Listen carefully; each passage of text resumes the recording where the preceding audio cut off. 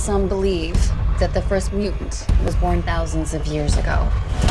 He was some kind of god, and he's going to rise again.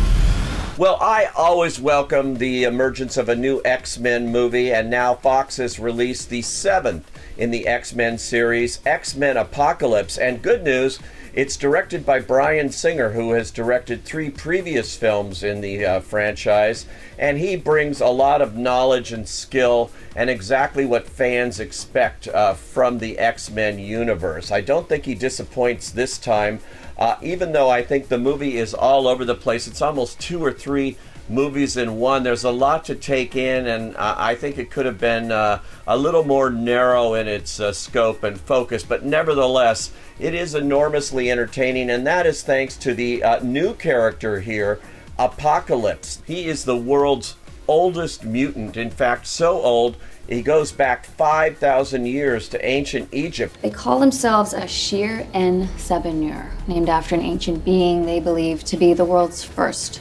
World's first what? The world's first mutant. The movie opens with a whole sequence set in ancient Egypt that made me think that Fox was trying to save on leftover sets and costumes from their Ridley Scott movie Exodus: Gods and Kings. It kind of looks like we're getting into that, but not for long. The master plan of Apocalypse is to live and rule for all eternity, but those plans are sidetracked when a big, massive event entombs him. And he doesn't wake up until 1983. That's 10 years after we learned of the existence of mutants in society in the last X-Men movie. He comes back and is horrified to see what man has made of the world with nuclear power and everything else. He thinks he's screwed up his master plan, and he's determined to save the world from itself by destroying it and remaking it in his own image. So as he goes about that, played really amusingly, I think, by Oscar Isaac, most recently of the Star Wars movie. Together we will cleanse the earth. Everything they've built will fall!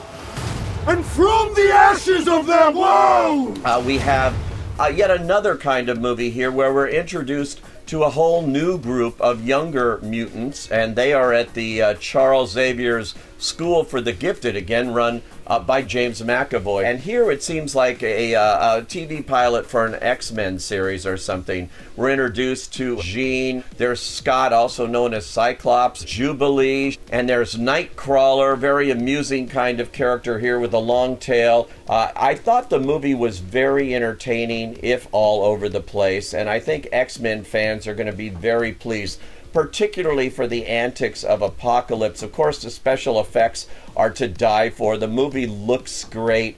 Lots of fun. I say, go.